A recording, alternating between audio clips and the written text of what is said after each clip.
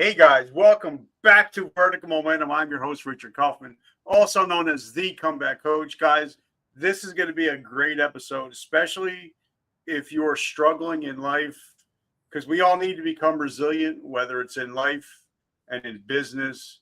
And this young lady that I'm about to have on, she is the epitome of resiliency. She is the Swiss Army knife of resiliency. She also a doctor, podcast host, future author. She's married to an amazing man, retired Lieutenant Colonel Marine, Purple Heart recipient, a true gentleman in every sense of the word. And I'm truly humbled and honored to have Miss Gayle come on the show. Welcome to the show. Thank you so much, Richard. It's really an honor to be here. Well, I'm truly blessed, and I just want to say thank you. I sent you your book, my book, and you said you cracked it open yesterday or last night, and I just want to say thank you for that. But the reason why I wanted to bring that up is the young lady that's sponsoring our show. She's my cousin. You'll actually see up above. Her mom and dad, once you get into the part of the book, they actually saved me from going to prison for 5 years. They bailed me out, and I would have went to adult prison for 5 years for grand larceny if they didn't bail me out. And I'm not a big possession guy. I have a beautiful house. I got a beautiful car, but this right here is you probably won't be able to see it, guys, but it's a coin that my aunt actually bought for my uncle, and he's a Korean War veteran. And it actually has American flag on it and an eagle. And it's her handwriting says to my husband, and it's my most prized possession that I have. So I just wanted to say thank you to Andrea for sharing your mom and dad. And if it wasn't for them, I wouldn't be the man that I am today. So I just wanted to put that out there. So Gayle, let me ask you a question before we even get started. What is your definition of resiliency?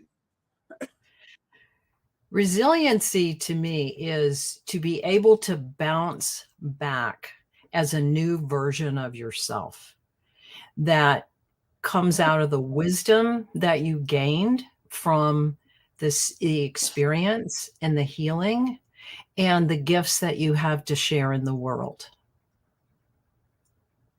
I love it. Now, if somebody would see you now, you said you just retired from your profession, you have an amazing husband, you have an amazing life, but life hasn't always been all sunshine, rainbows, and Skittles. So take us back and tell us a little bit about, where'd you come from, where'd you grow up, and how did you become the force that you are today? What a great question. All right. I have a very complex relationship with science and spirituality. I've always known I was going to be a doctor from the time I was 7. My father was a doctor and I read his medical text. So I always knew I was going to be a doctor. And when I was 13, I started having dreams that I would meet people and then I would meet them. And it kept happening. Now, this was the 60s. And so there really wasn't anybody I could talk to about it. So then fast forward, now I'm studying science my whole life. I have so many degrees in science, just to give you a background. And so when I was 21, I started seeing electromagnetic fields or auras around people. And I thought it was my nearsightedness because, when you take your glasses off, everything's fuzzy. But I had my contacts in. So this kept happening. And I started on a journey at this point to study spirituality, to really delve deep, because I realized there was something greater than, there's something more here, but people aren't really talking about it. And they're not really, I don't have anybody to share this with, to explain to me, what is this about? How does this work? And so I go on. I get a college degree. I get 2 degrees in botany. I'm in a master's degree program that I did original research and wetland ecology, and I finished this. And as I'm finishing up, I am confused because I've always known I was going to be a doctor, but I didn't. I kind of lost the passion along the way because I'd fallen in love with botany. I fell in love with the natural world and how plants and animals and the natural world functions in a way that is so beautifully orchestrated. And I loved it, but I always knew I was going to be a doctor. So I went on an adventurous moment and went to see a psychic. And this woman had never met me. She held my hands and she said, "You're going on for more schooling." And I said, "No, I'm not." And she said, "Yes, you are." I said, "No, I'm not. I've had it with school." She said, "Yes, you are going on for more schooling. And don't disregard your medical background and let your father help you."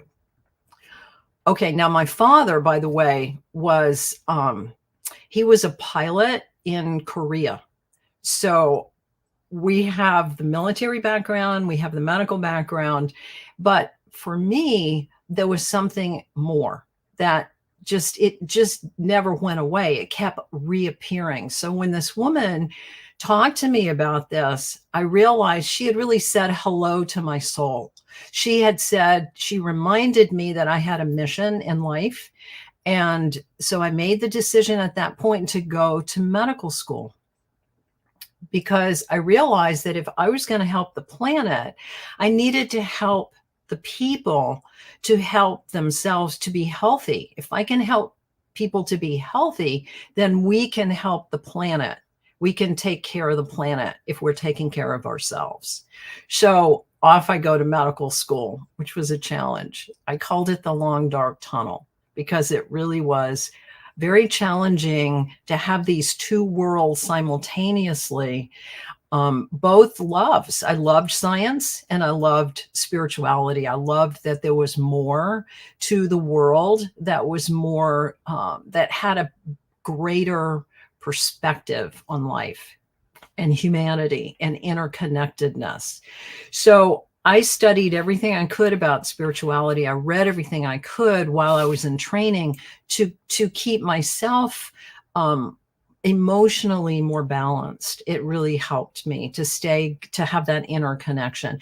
So I continued to study, and I met a teacher about in 2004. Now, I started medical school in 1979. So that tells you it's been a while. So I meet this teacher and I wanted someone who could help me understand what spiritual anatomy is. Like, we have these chakra systems and we have these electromagnetic fields. How does that interact with the body? So I found different teachers, but nobody could help me really put that together. I needed to put that together. So this teacher, I had studied with the teacher that the psychic I'd gone to see originally before I went to medical school, and I learned all kinds of esoteric healing, but I never learned how to ground, how to be present, how to work with the electromagnetic field so that it was stable and it could become part of the health. Because we're always interacting. We're these beautiful, amazing spiritual beings having a human experience, or I should say we're spiritual beings having a human adventure to learn, to grow, and to gain wisdom and share our gifts with the world. So a patient came in and said, "You should read this book." And it's called You Are the Answer. So I got the book by Michael Tamura, and I started reading the book, and I said, wow, this man knows how to talk to people's souls. I think it. This man knows how to talk to people's souls, and I want to meet him and I want to study with him. And 2 months later, he was in Vermont. He had never been to Vermont. He shows up. So I walk in, and that was the first time I ever learned how to ground, how to use these tools that I now teach because they're so powerful.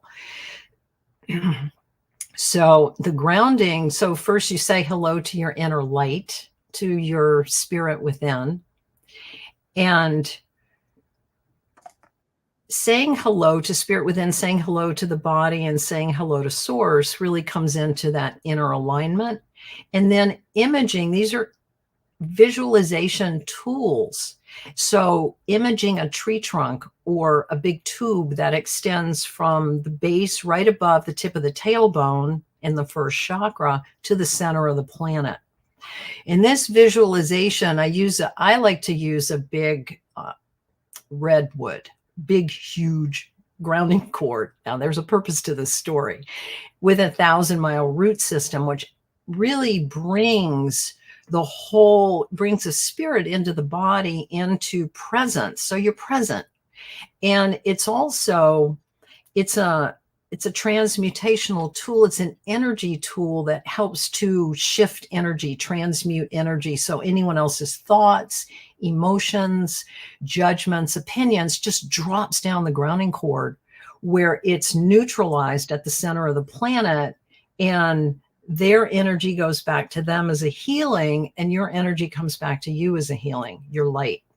So you get your creative light back. So I started studying with this meditation teacher, and really studied, because it was what I had been seeking for 30 years. It's like, great. I'm an internist by training. I have an integrative medicine practice because now I'm integrating different modalities, osteopathic treatment in the cranial field, nutrition, and spiritual healing. So I practice my grounding, because he said, practice your grounding because you never know when the Mack truck is going to hit you. Huh. So fortunately, that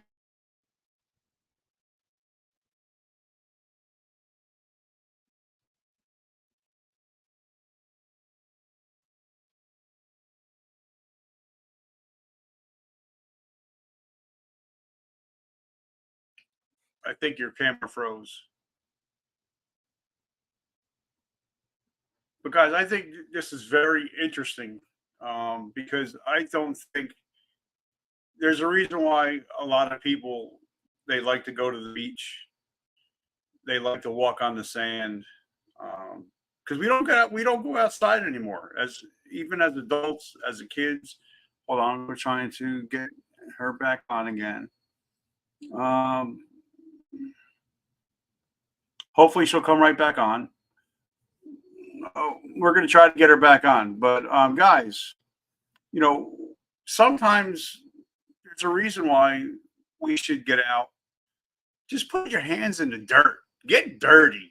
Put your hands in the dirt. Touch the dirt. If you can, take off your shoes. Go walk in the dirt. Go to the mountains. Walk in the mountains. Go to the beach. Walk on the beach. There's something in a healing property of touching the earth and being grounded. For me, I like to just go, like that country song says, I like to just go sit my ass in the sand and chill out and just become one with the ocean. It gives me so much peace. So I think that's something that she's really talking about, is being grounded. So that's something I would definitely think about. Are you spending any time outdoors? Because especially now with the phone, the computers, we don't get out anymore. We don't go outside. We don't play. We don't climb trees. Everything is on our computers, is on our laptops, is on our phones. So, guys, even if you get a chance and you're feeling stressed out, maybe like I'll do sometimes if I get really stressed out, I'll put my phone. There we go. Hi, I'm on my phone, so It's okay. I wonder, do we jump back on the internet? No, we're good. You're good right now. We're good.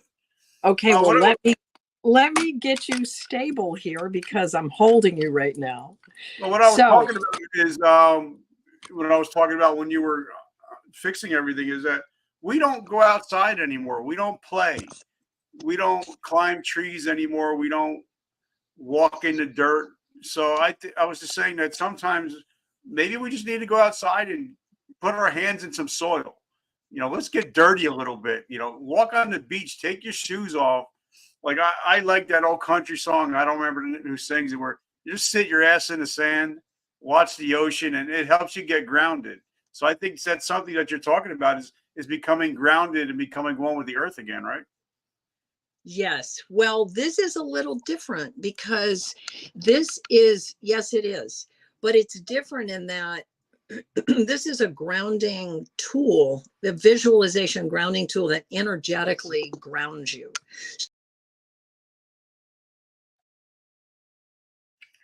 I don't know what's going on, guys, but it's all good. And I'm a big visualization guy. My wife drives my wife crazy because I talk about manifestation all the time. I talk about the RAS system in the brain. There you Hi, are. I'm back. I don't know what's going on here. No, It's okay. It's called the Gremlins. The Gremlins are coming to get us. Yes, it's such a story. Oh, so let me just continue what happened.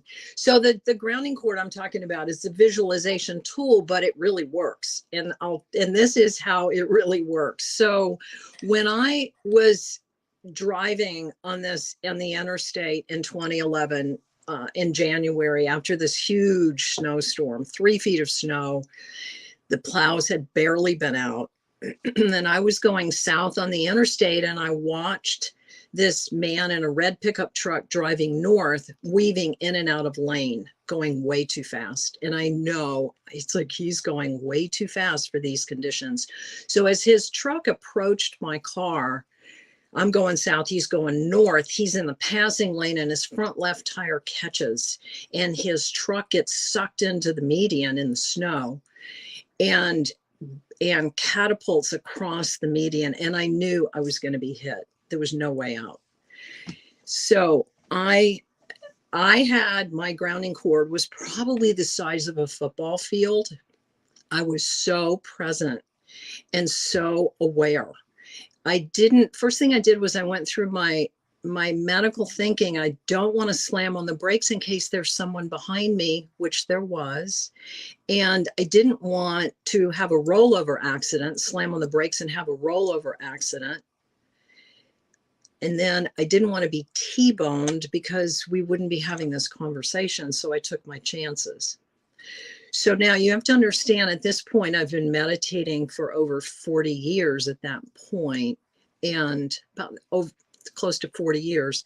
And that moment I'm driving, I'm very grounded, I'm very present, and I know I'm going to be hit. And I don't know if I'm going to make it through this accident.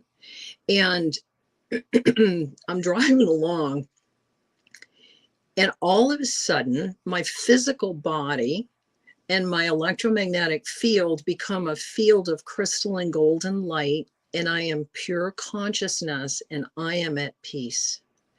Whatever happens, for here or to go, I'm at peace.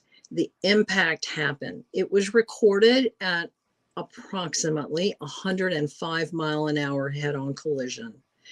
And off we go. We go off the road, and the car stops, and the alarms are blaring in the car. I can't open the door. There's smoke everywhere from the airbags. So I have this moment. And in this moment, the first thing that happens is I realize I've survived. And I am so grateful that I made it. I survived that accident. And because I made my living with my hands, the first thing I did was I realized my hands were okay and my feet were okay, but everything else had massive impact, whiplash injury to the whole body. And I knew not to move my neck. I knew to be very careful because I had worked in the emergency room. And the first thing I did was I told my body, I love you, body. I'm not leaving you unless you die on me. We're in this together. I committed to heal no matter what it was going to take.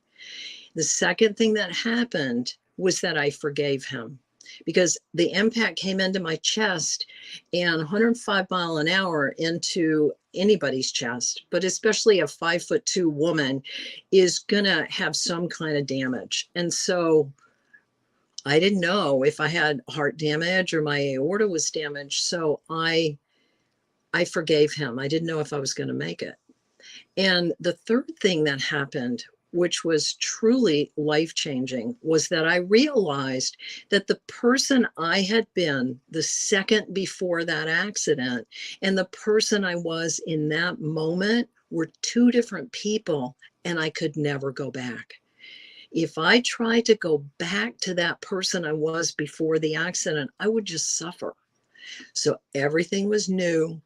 Everything was a beginning. And it, you have to, the story, watch what you asked for, because you'll probably get it. When I first learned how to use this grounding tool, and how to really transmute memories and energy to heal, I remember thinking, I wish I'd had these when I worked in the emergency room. That would have been really great if I'd had it in residency, and then if I had had it in the emergency room. Well, that snowy, icy day in Vermont, they took me to the same emergency room where I had worked 20 years before, except this time I'm the patient. So that was the beginning of my 5-year recovery journey. And the first 2 years were incredibly intense. The pain level was beyond anything I had ever experienced, because there are over 900 ligaments in the human body, and all of the ligaments in my body were injured except for my hands and my feet. Everything hurt. Everything, every movement, every breath. I had vertigo for weeks, 3 weeks. Fortunately, it wasn't a severe head injury, but it was a mild traumatic brain injury. And it was a healing journey. And it was a healing journey that I had had chronic pain, but I had never had pain like I was experiencing. So that's where I use the meditation tools. I use meditation as the foundation to heal. And so my big lesson in all of it, which was really affirming, is that when you heal from your spirit, which is whole and undivided, you heal your body and your life. So that has put me on a path of healing, of teaching, and of sharing this message. Okay, so I got so much I want to get into, and I got so much written down. But first of all, you went to Rutgers, Robert Wood Johnson. I'm about 15 minutes away, so I love Rutgers. We try to get to the games as much as we can. So I just wanted to mention that. So big shout out to Rutgers University. Nice. Also, when you were talking to that, I don't remember, you said it was a medium or a psychic. When they use the word father, were you thinking the physical father, or were you thinking the father and that's ahead of the whole universe?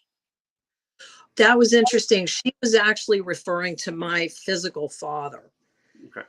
But for you, what were you thinking when she said the word? Oh, I was thinking the universal father, because I knew I was on a mission. And when she held my hands and she said, no one and nothing is going to be able to stop you, which those were words I held deep to my heart over the years, because it was a journey to get through medical school and residency and continue on the path that I'm on.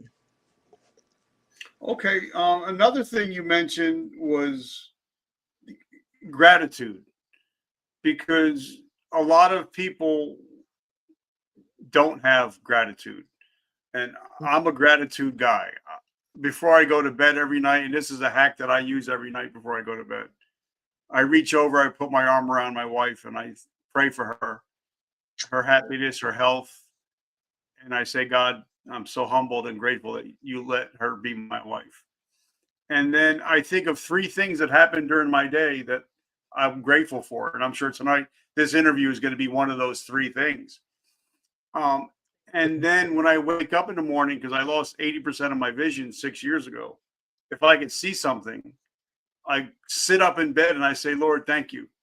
Today's going to be an amazing day. I don't know what you have for me, but I know good things are coming. So I go to bed with gratitude and wake up with gratitude. So talk to us about how important gratitude is. Gratitude is key because gratitude opens up the door for more to be given. Ask and you shall receive. And so when you ask with gratitude, the universe says, oh, here. Excuse me. So it goes on a couple of levels. First of all, gratitude. Okay, if we start with the universe will bring you more of what you're grateful for, because what we focus on, we get. So gratitude says, I'm really grateful for what I have right now, right this moment. This is amazing, and thank you for this. And so what happens from there is you are flooded with feel-good hormones, because gratitude actually increases endorphins. So you get a healing when you are grateful. And you were talking about the reticular activating system, the RAS. That Yes. filter is like filtering what's important. So when you're grateful, it's going to filter to find what more of what's important. So now we're working with the universe that way, because we're grateful, the universe can support us, and we're focusing on what more we can be in experiencing in that gratitude. And it's something I really want to talk about, because I'm a ninth grade dropout. I don't even have a high school education. I've read over 6,000 books. I got 18 books going right now and 2 audio books. And I'm a big I love knowledge. But the brain hasn't really changed since the early 1800s. And even I forget his name now, but he's the one that taught the gentleman from Think and Grow Rich. Oh, Mr. Carnegie. And he said that your obsessions become your possessions, whether it's good or it's bad. And it's all has to do with the RAS system. And a lot of people be like, I don't know what RAS system. Let's break it down. And I say, well, when I bought my silver Dodge Ram, as soon as I pulled it off the lot, everybody had a silver Dodge Ram, because that's what I was focused on and I was looking for.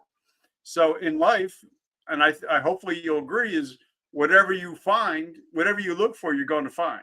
Whether That's it's right. sickness, whether it's health, whether it's wealth.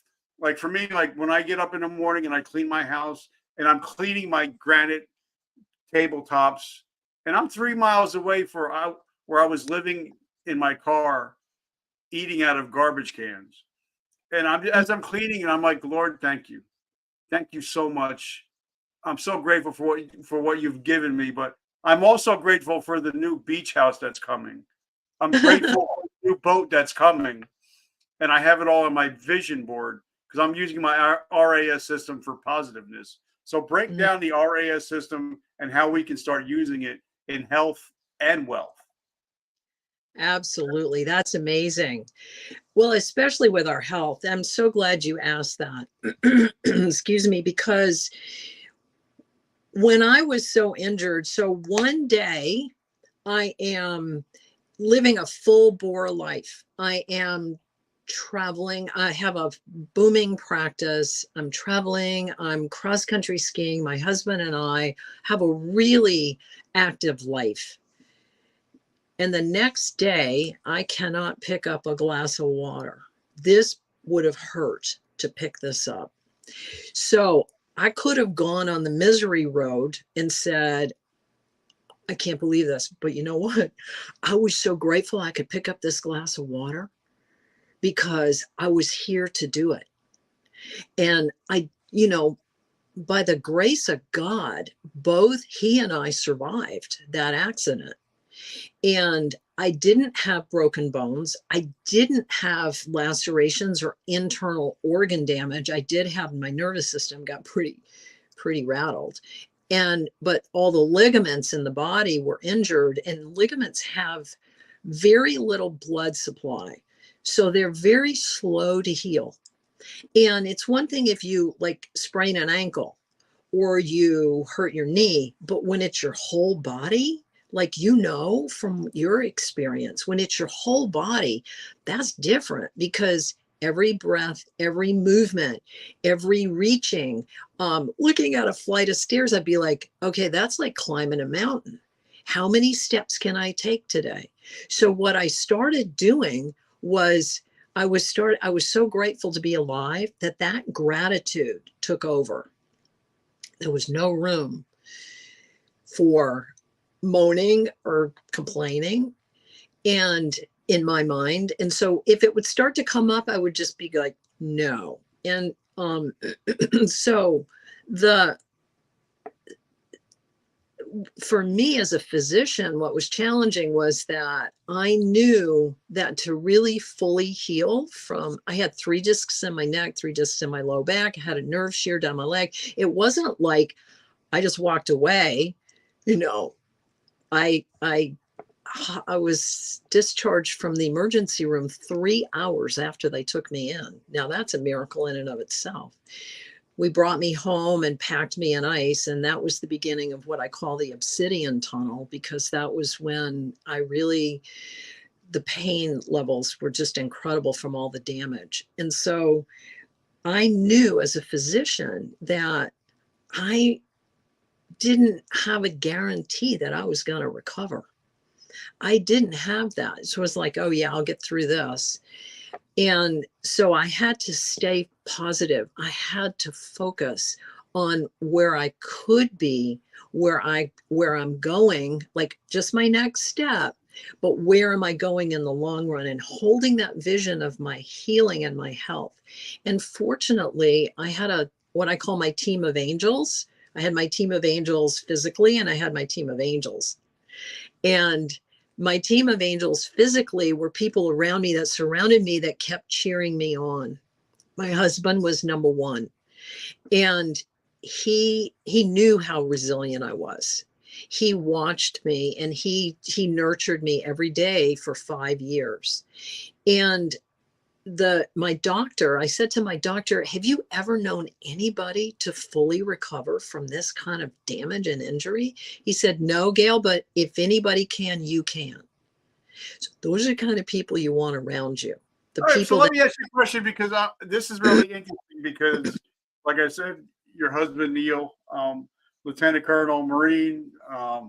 So I'm sure there were times where the old Marine came out and he's like, all right, you got to suck it up, Buttercup. We need to put in the work. So I'm sure sometimes he had to give you some tough love that wasn't really appreciated sometimes, but I'm sure that helped you to get a little bit stronger, correct? Yes and no. Actually, I'm so resilient, honestly, and the other thing, this was really interesting, was that because just like being in the military, doctors are trained to override your body. Mm-hmm.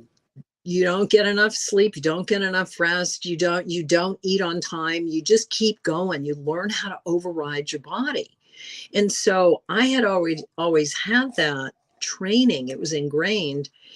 And at that time when I was so injured, I said, okay, I reprioritize my health regardless. So it was one step at a time. And he was there to support me. But I don't ever remember him saying, you got to toughen up, because he was like, you are so tough.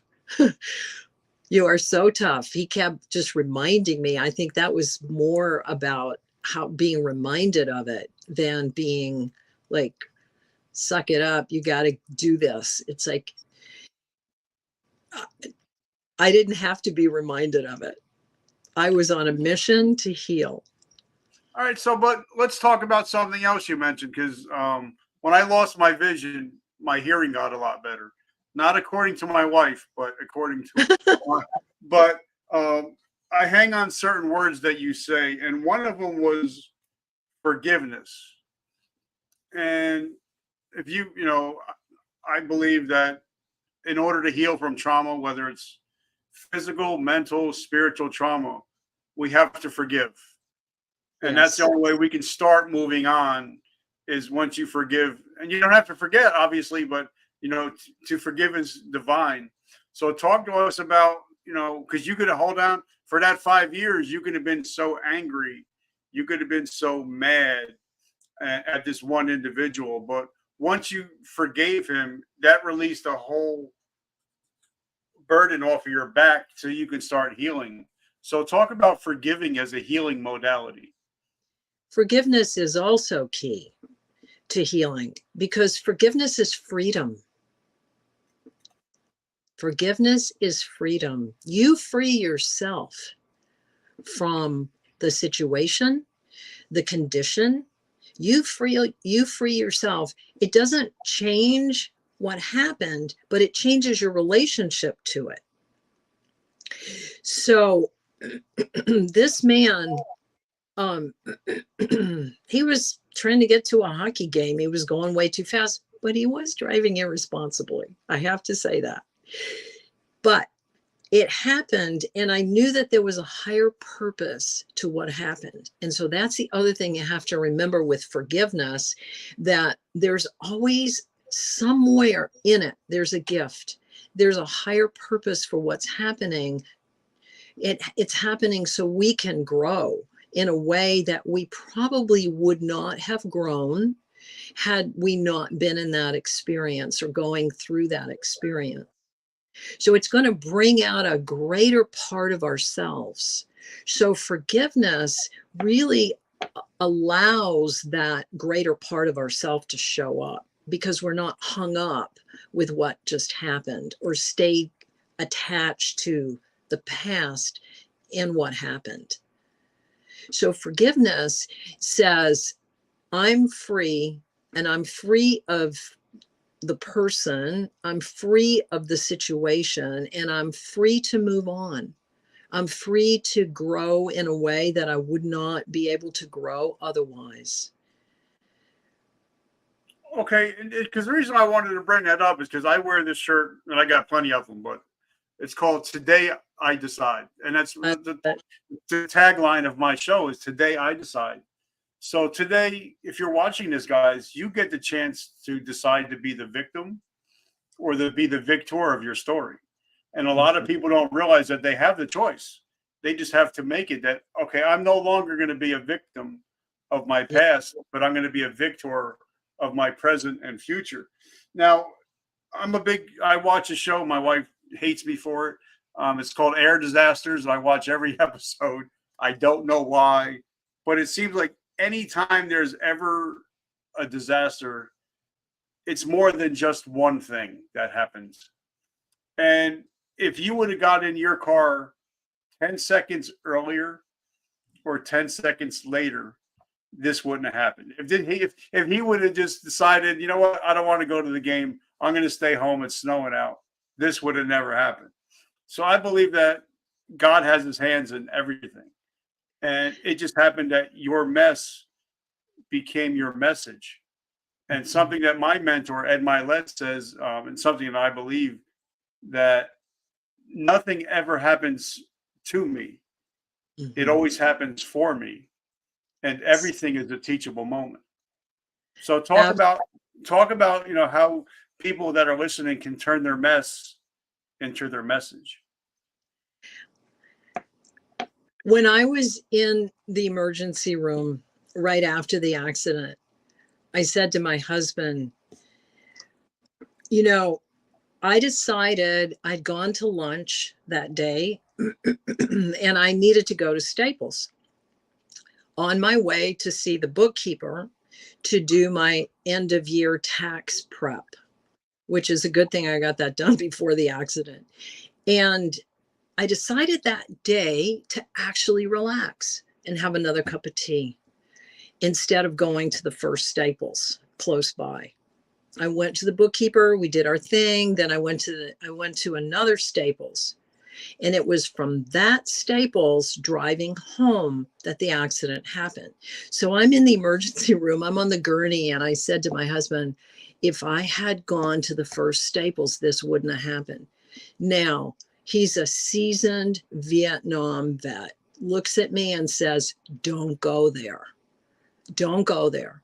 So the shoulda, coulda, woulda stopped right there. And whenever it would pop up, I'd go, no, don't go there.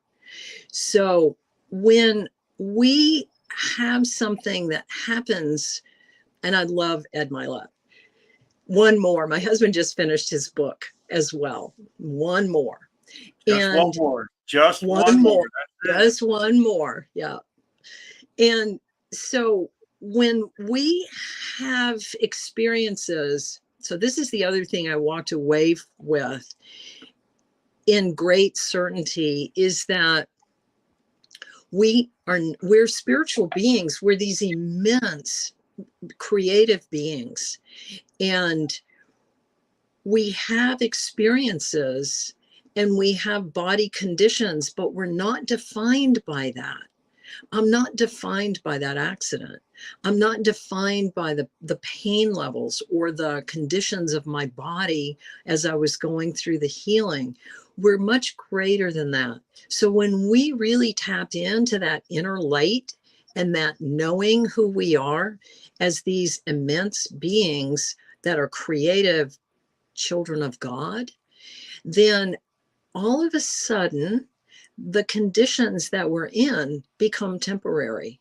They become a stepping stone to another way of living, another way of expressing, another way of sharing, another way of giving, another way of healing. And once we heal, we have something to share with others. That's where our mess becomes our message. And I would say that our mess and how we got through it becomes our message, right? Because you had your accident and what you experienced, which was just unbelievable and phenomenal. And here you are, look at what you're doing with your life and helping all these people and reminding them that, you know, this happens, stuff happens, life happens, but it always happens for us to bring a greater version of ourselves, because the human spirit is indomitable. It cannot be stopped. We stop ourselves.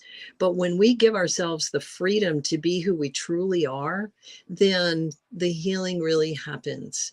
So whatever the condition is today doesn't have to be that condition tomorrow. Now, it may take a while, like it took me 5 years to get through it, to get fully through it, because I went deep. The PTSD was intense for quite a while to get in a car. And I got through it. I kept healing it. I kept going deeper and deeper. So we're here to remind people, Richard, that who you are is much greater than whatever condition you find yourself in today. And, you know, as we're talking, I'm jotting down some of my mentors. And because I believe that our past can either propel us into the future, or we can be held back by our past. And like we're talking Ed Milet, you know, people know that Ed Milet's father was an abusive alcoholic until he got clean. And that propelled Ed to be great.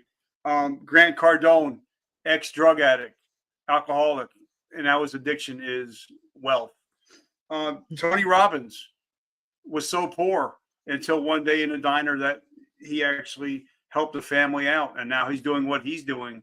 And also, you know, my mentor, John Lee Dumas, the #1 entrepreneur podcaster in the world, who's actually endorsing my new book.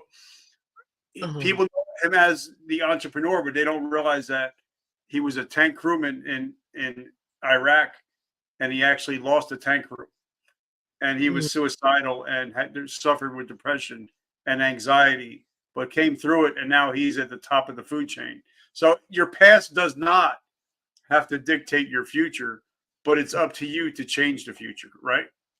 Exactly.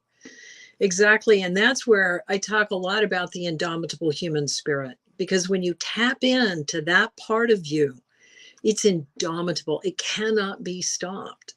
And so when you tap into that part, you start to become the victor, not the victim. And the other piece of wisdom that I would love to share with the audience is that there's always a greater purpose. When these things, and you can't see it in the moment. Like I could not see that. I knew it. I knew that, okay, this is really severe. This is intense. And there's a higher purpose, which I can't see right now, but today I can see it. Today I see how it transformed me and my life. I became a much more compassionate, understanding doctor of what people go through to heal. I understood that we have incredible capacity to love. I understood that life is a gift, and it's really love and the people in your life that really count when it comes down to it. And I love that. And the reason why I started my podcast is for 18 months after I lost my vision, I got fat, dumb, and unhappy. And I only had about 25% vision. So I started a podcast, and my first guest ever was a gentleman. He lost both his arms and both his legs in a roadside bomb. And as I'm recording the interview, him and his wife are in a hot tub in Aspen because they just got done skiing for the day with their family. So here's this guy with no arms and no legs, and he's skiing in Aspen, hanging out in a jacuzzi with his wife. And then yesterday, I was on my friend's podcast. His name is Aaron Hale. He lost his ears, and he lost his eyes in Afghanistan. And he just got done running last summer at 4th of July, the Badwater 135 in the desert. He ran 135 miles, blind and deaf. So why I wanted to bring that up is because even though we have a new normal, we have to accept where we're at and then push on from there. Like, I can't drive at night. I know that because of my blindness, but I can do so many other things that most people with two eyes can't do because the indomitable spirit. So talk about that, is recognizing your new normal and then say, okay, where do we go from here? So talk about that a little bit. Oh, that's so important. That's where the gratitude comes in. The gratitude of where you are today, where I am today, and every day. And that is the new normal. And the new normal changes. You're different. You're wiser for it. You're more compassionate. You're more open to life in a new way. At least I certainly was. And so when you start to open to life that way, you have a different perspective. You have more appreciation. And in that part, you start to really realize what gifts you have. Like your life, Richard, was very much redefined in that moment of your severe trauma. It was very much redefined, and you found your new normal, which was to share profoundly and profound healing. Had you ever thought of yourself as a healer before that? No, I was the one that was always causing trauma, never trying to help anybody heal from trauma. Right. And now it's like reversed, right? Now you're the healer. And that is what I have to say, my experience with people, men and women in the military, is that you've had some really tough experiences, very challenging. And yet behind all of it are healers. You're here to help. You're here to make the world a better place. So that's what people need to remember. That's your new normal, that you have something to contribute that is only that you can bring. Like each one of us is so unique that if we don't bring that gift to the world, there's going to be a missing piece of the puzzle. And a lot of people who are in that dark place would think, well, what do I have to offer? But there's usually someone, like in your life, Richard, your cousin, that got you out of jail. Yeah. Right. And that moment you realized, oh, I didn't have to go in there. Now I have this opportunity. Right. Mm-hmm. So life keeps unfolding that way. So look for the clues. Look for the clues and remember that you do have something so important to share. All right. So the last thing I want to talk about is, as humans, we say stuff to ourselves that we would never say to anybody else. You know, we would never say, well, most of us would never just say to their husbands or wife, you're so effing stupid. You know, right. You're never going to amount to much. You know, we would never talk to others the way we talk to ourselves. And for me, when I read a book, it was called From Homeless to Billionaire, I think. And he says, every day you should, if you have negative thoughts, say 5 things to yourself that are positive. And for me, my 5 things are, it's more than 5, and I say it probably 10 or 20 times a day. I'm happy. I'm healthy. I'm wealthy. I'm whole. I'm disease-free. And I'm helping millions of people, all because of my Lord and Savior, Jesus Christ. And I say it probably 20 to 30 times a day whenever I have a negative thought. So talk about, that negative self-talk and how that either self-talk can either build us up or it can either break us down. Absolutely. It's interesting because my prayer every day is, guide me that I may shine my light in the world, Lord, as I am you in me. So if we remember that, and I do every day, I say, thank you, God, for my health. Thank you. I'm here to serve. How can I serve? And when we thoughts become chemical reactions in the body. So if we think negative thoughts, then we start to literally create inflammation in the body because it makes our cortisol go up. It makes that fight or flight chemical go up. It's going to start breaking down the immune system. It's going to increase, it's going to darken your mood. It's going to increase your anxiety. So reverse that. Just like you can stop that, just like you said, I love that. 5 positive things for every negative thing. If you think positive thoughts, then that's going to change the chemicals in your body. It's going to change and increase serotonin, endorphins, dopamine. It's going to increase we call them feel-good hormones that heal, that strengthen your immune system, that uplift your mood, that actually feed your body in a way that helps your body to heal. So that's where in healing, it becomes so important to think positively.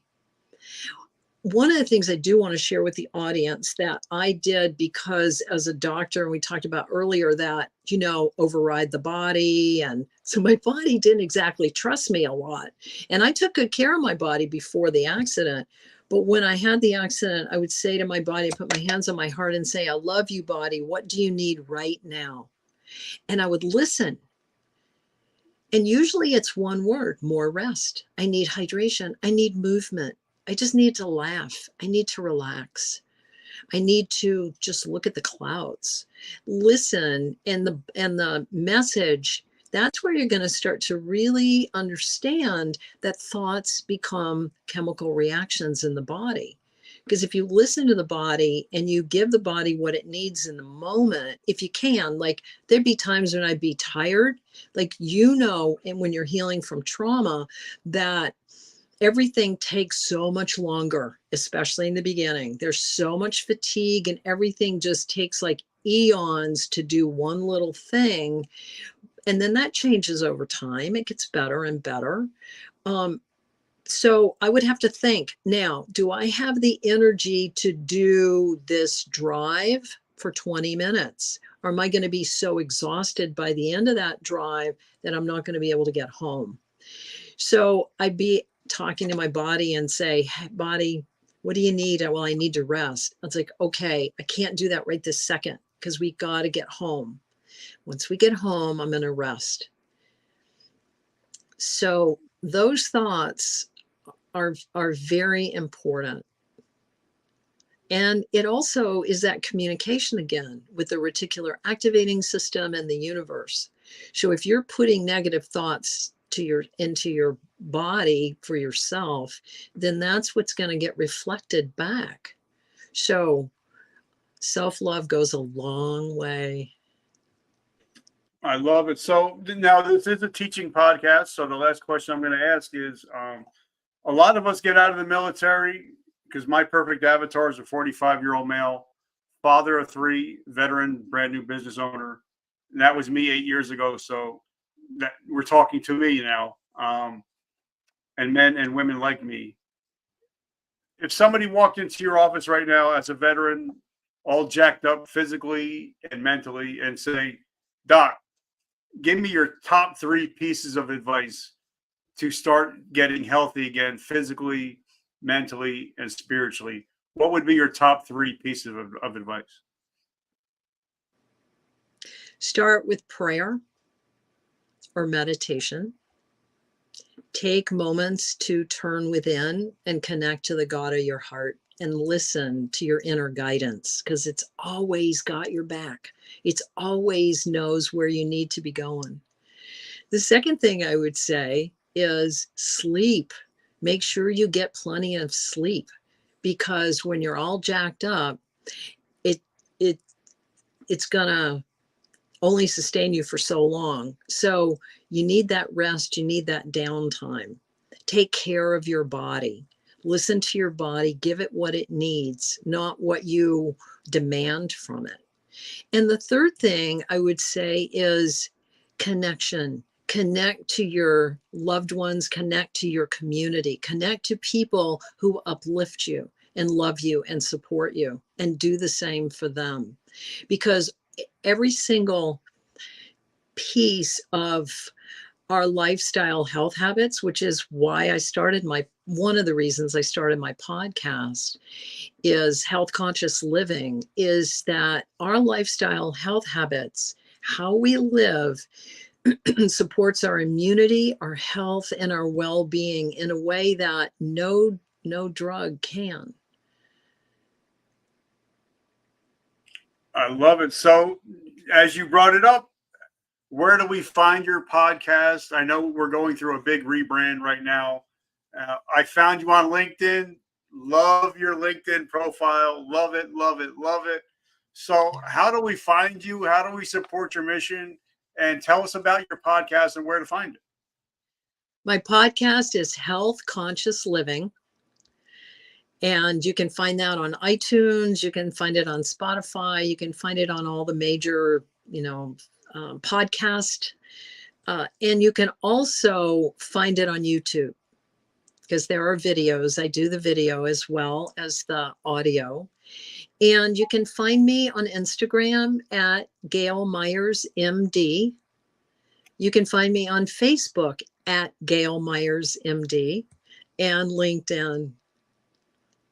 My website is now in the rebrand to healthconsciousliving.com. And since I knew we were going to get together, I started creeping. I'm following you on all your social media. So I love your social media. And I just want to say thank you today. I want to thank your amazing husband. I think you guys are amazing. You make it a kick-ass couple. So Paul, I just want to say thank you for letting me take some time with your beautiful bride. And guys, also, we were talking about my book. I have another book coming out. It's called The Podcast Blueprint. 8 weeks to from purpose to profit. If you guys want to learn how to podcast, get 2 million downloads, let me know. I'll hook you guys up. And so I just want to say I'm so blessed and I'm so grateful that we finally got a chance to hang out. And I want to thank, I can't remember who booked us, but I want to give them a huge shout out. They made it so easy and seamless. So I just want to say thank you to your team. The team was Sean Anthony, who's a great podcaster. And that is also a lovely story for me. Mm-hmm. But he has Pod Pro Max company, and Sam and the team really connected us, which is a gift. So thank you for that. Yeah. So Gayle, I just want to say thank you so much. And guys, like my t-shirt says, today you guys get to decide to be a victim or a victor. And if you listen to this show, you're definitely in victory lane today. And I love you. Gayle, thank you so much. And tell Mr. Paul I said hey. And that if we ever get together, we got to go out and have lunch and hang out. Absolutely. He can't wait to meet you. Thank you. And thank you so much. Guys. You're welcome, guys. Have a great week. And I'll be back in about another hour. I love you guys. Have an amazing week. Gayle, thank you so much. Thank you. Bye.